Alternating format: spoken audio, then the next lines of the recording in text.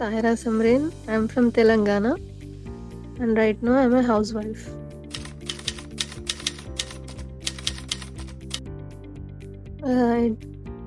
It's more than 20 years. 20 years crossed. I had anxiety before marriage also, but after marriage I got narcissistic in-laws.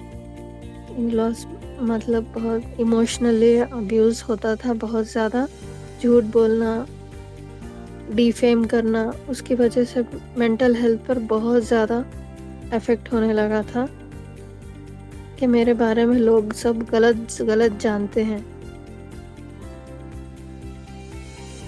ये जब पता चलता था कि ये झूठ, अभी ये झूठ, तो ये बहुत दिनों तक रिहर्स होता था, कंटिन्यूसली रिहर्स होता था, जिसकी वजह से प्रॉब्लम ख़त्म ही नहीं होती थी।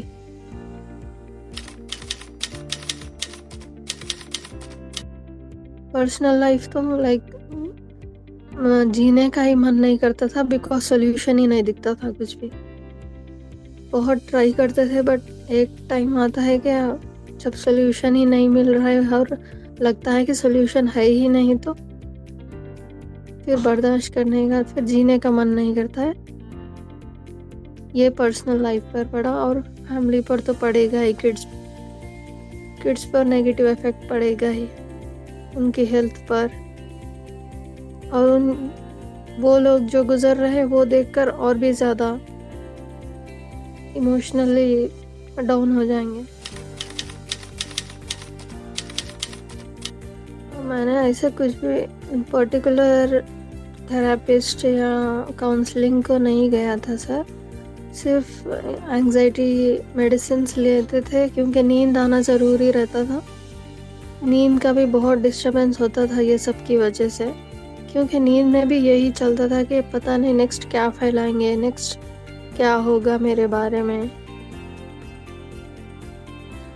तो थेरेपी के लिए तो टाइम ही नहीं मिला मुझे।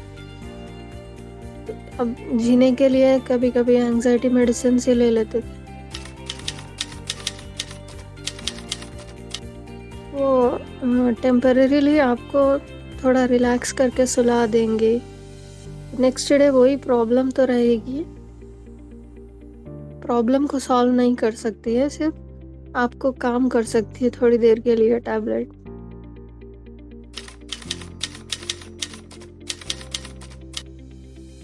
Like I was scrolling on the Facebook, मैंने बहुत सारे एड्स देखे हैं ऐसे, बट हैप्पी लिविंग में जो स्टेप्स वो लोगों ने बताए थे वो मुझे इम्प्रेसिव लगे, मतलब लॉजिकल लगे कि हाँ इससे हो सकता है, ये कुछ सॉल्यूशन इसमें नज़र आ रहा है। सो मैंने बुक किया था।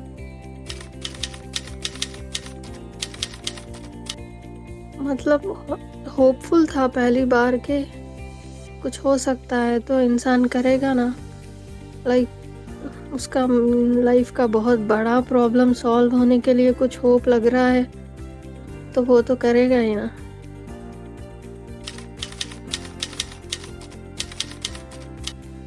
नहीं, मैं पॉजिटिव थिंकिंग के साइड मेरा माइंड जाता ही नहीं था, क्योंकि continuous torture, continuous emotional abuse में रहा है ब्रेन बहुत सालों से।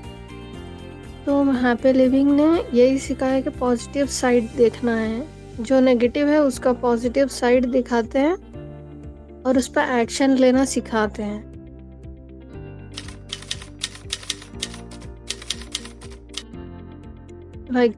फिर हम लोग फालतू में सालों तक फियर को फेस करते हैं, उसको भगाने का ट्राई करते हैं, बट वो होगा नहीं, यही देखा है मैंने। फियर पे फोकस नहीं करके जो एक्शंस करने हैं उस पे फोकस करना है और उस पे एक्शन लेना है, जिसकी वजह से फियर्स ऑटोमेटिक डिसॉल्व हो जाते हैं। ये सॉल्यूशन मिला है मुझे। पक्का सर ज्वाइन कर लेती, बिकॉज मैंने ये बहुत सोशल मीडिया पर भी और यूट्यूब पर भी सुना था कि प्रॉब्लम जितनी ज़्यादा ओल्ड होगी उतना ज़्यादा टाइम लगेगा। लाइक हैबिट्स बन जाते हैं ना, तो मुझे ऐसे ही प्लेटफॉर्म का इंतज़ार था सर।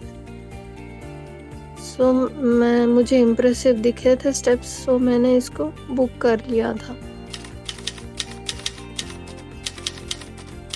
मेडिटेशन, योगा सब डेली बेसिस पर सब काम आते हैं, बट रूट कॉज को पहचानना इज़ द सोल्यूशन, और रूट कॉज पे काम करना इज़ द ओनली सोल्यूशन जिससे आप प्रॉब्लम से छुटकारा पा सकते हैं, वरना प्रॉब्लम अंदर ही रहेगी।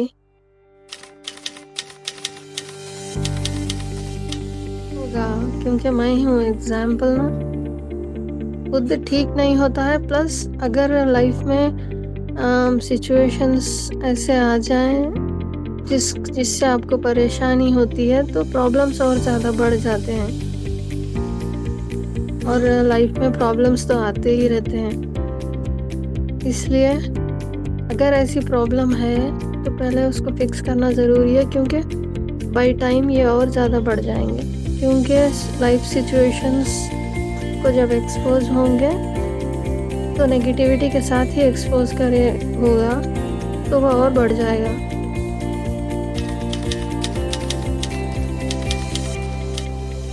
ये तो लाइफ का सबसे बड़ा प्रॉब्लम है आपका। आप यहाँ वहाँ सब इन्वेस्ट करते हो दूसरी जगहों पर, अगर यहाँ पर इन्वेस्ट करोगे तो दूसरी चीज़ें लाइफ की आसान हो जाएंगी। इससे ज़्यादा मुझे तो कुछ नहीं दिखता है। इसलिए it is best to give a chance here and sort the life first. सारा तो ऑटोमेटिक होता है उसके बाद।